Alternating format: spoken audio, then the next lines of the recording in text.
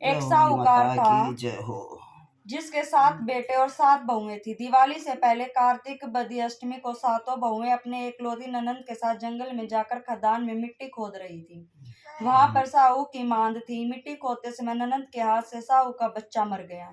इससे साहू माता बहुत नाराज हो गई और बोली, मैं तेरी कोख बांधूंगी। तब ननंद अपनी सातों भाभियों से बोली, तुम में से कोई अपनी कोख बंधवा लो। सभी भाभियों ने अपनी कोख बंधवाने से इनकार कर दिया, परंतु छोटी भाभी सोचने लगी कि अगर मैंने अपनी कोख नहीं बंधवाई तो सासू जी नाराज होंगे। यह सोचकर ननंद के बदले में छोटी भाभी ने अपनी कोख बंधवा ली। अब इसके बाद उसको जो बच्चा होता है वह 7 दिन का होकर मर जाता। एक दिन पंडित को बुलाकर पूछा, मेरी संतान 7वें दिन क्यों मर जाती? तब पंडित ने कहा, तुम सुरई गाय की सेवा करो। सुरई गाय साहू माता की भयाली है, वह तेरी कोख खुलवा देगी, तब तेरा बच्चा जिएगा।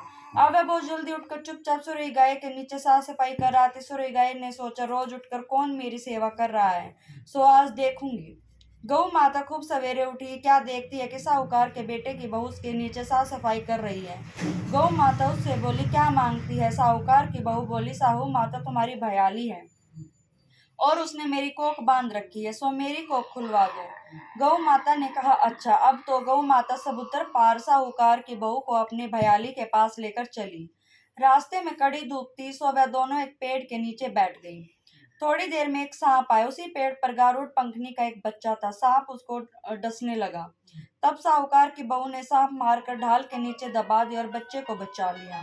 थोड़ी देर में गारुड़ पंखनी आई तो वह खून देकर साहूकार की बहू को चोंच मारने लगे।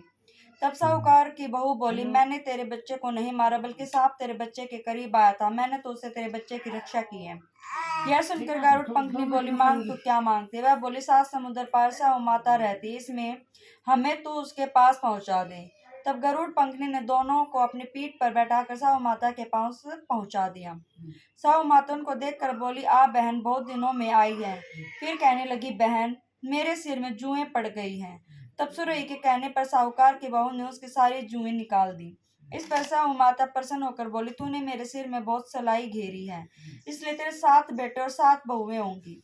वह बोली, मेरे तो एक भी बेटा नहीं, 7 बेटे कहाँ से होंगे? साहू माता बोली, वचन दिया, वचन से फिरूं तो धोबी की कुंड पर कंकरी होऊं। तब साहूकार की बहू बोली, मेरी कोख तो तुम्हारे पास बंधी पड़ी है। यह सुन साहू माता बोली, तूने मुझे ठग लिया। जा, तेरे घर पर तुझे 7 बहुएं मिलेंगी, तू जाकर उजमन करियो 7 अहोई बनाकर 7 कढ़ाई करियो। वह लौट कर घर गई तो वहां देखा कि 7 बेटे 7 बहू बैठे हैं। वह खुश हो गई। उसने 7 अहोई बनाई, 7 उजमन किए और 7 कढ़ाई करी। शाम के समय जेठानियां आपस में कहने लगी कि जल्दी जल्दी धोक पूजा कर लो, कहीं छोटे बच्चों की याद करके ना रोने लगे।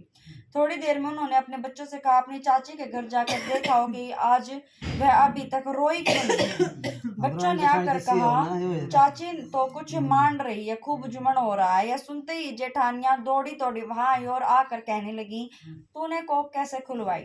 वह बोली, तुमने तो कोख बंधवाई नहीं थी, सो मैंने कोख बंधवा ली थी। अब साहू माता ने कृपा करके मेरी कोख खोल दी है। ये साहू माता, जिस प्रकार उस साहूकार की बहू की कोख खोली, उसी प्रकार हमारी भी कोख खोलियो। एक कटोरी में गेहूं के दाने से लेकर कहानी सुने। कहने वाले सुनने वाले साहू माता की जय। अष्टमी माता की जय।